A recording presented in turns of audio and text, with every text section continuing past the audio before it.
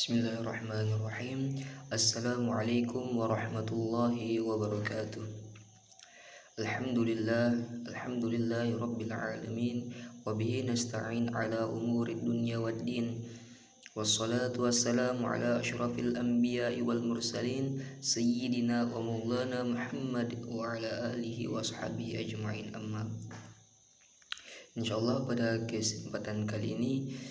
video kali ini saya akan memaparkan materi tentang ontologi. Apa itu ontologi?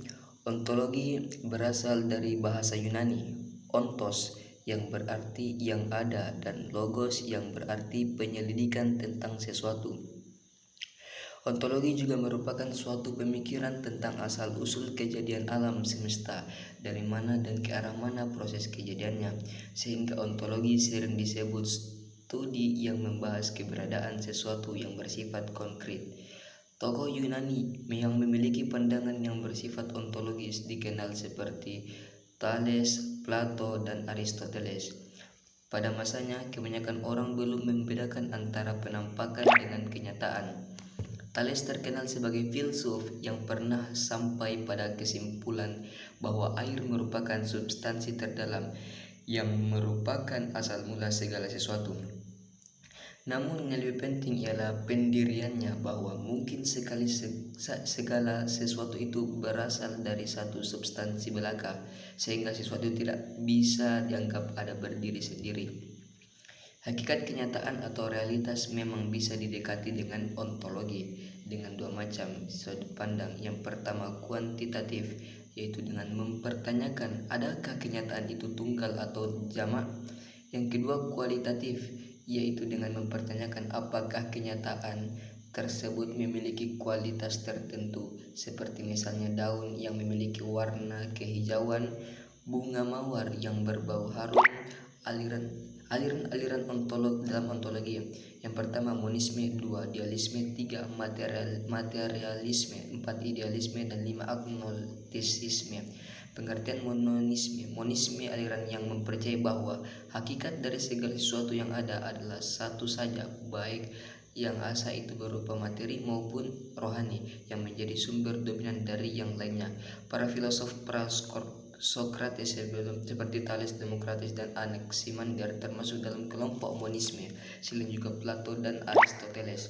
Sementara filosof modern seperti Kant dan Hegel adalah penerus kelompok monisme, terutama pada pandangan idealisme mereka. Ontologi merupakan salah satu di antara lapangan penyelidikan filsafat yang paling kuno. Pertama kali diperkenalkan oleh filosof Yunani yang bernama Thales atas perenungannya terhadap air yang terdapat di mana-mana, dan sampai pada kesimpulan bahwa air merupakan substansi terdalam yang merupakan asal mula dari segala sesuatu.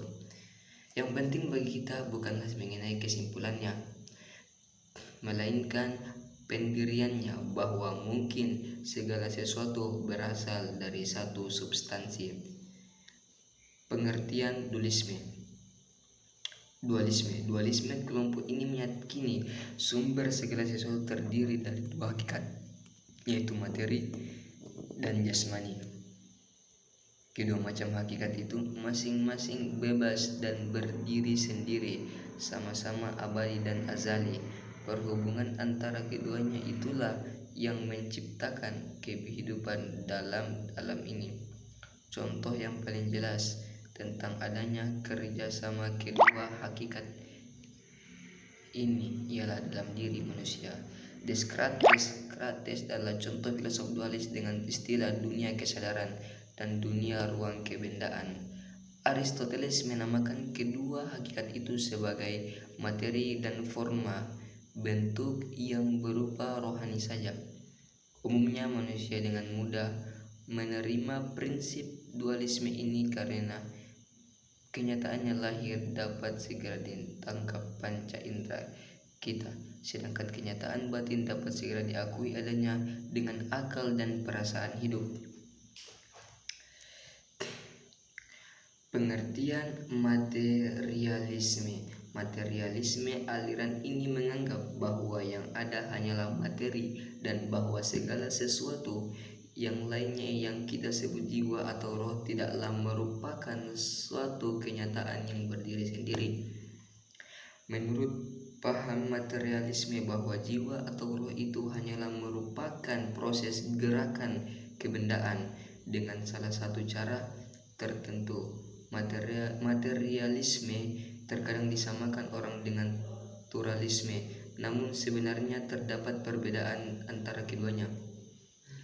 Naturalisme merupakan aliran filsafat yang menganggap bahwa alam saja yang ada, yang lainnya di luar alam tidak ada.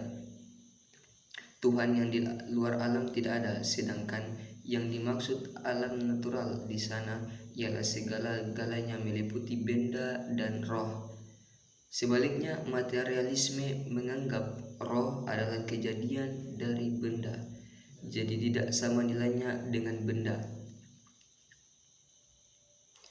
Pengertian idealisme. Idealisme merupakan lawan dari materialisme yang juga dinamakan spiritualisme. Aliran menganggap bahwa hakikat kenyataan yang beraneka warna itu semua berasal dari roh atau yang sejenis dengan itu. Intinya sesuatu yang tidak terbentuk dan yang tidak menempati ruang. Menurut aliran ini, materi atau zat itu hanyalah suatu jenis daripada penjelmaan roh.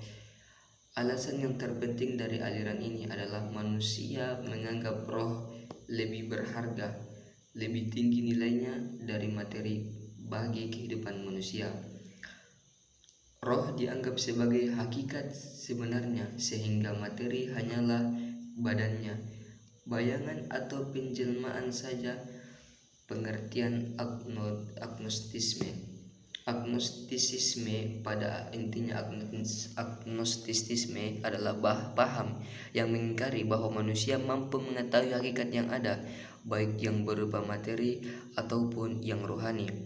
Aliran ini juga menolak pengetahuan manusia tentang hal yang transenden.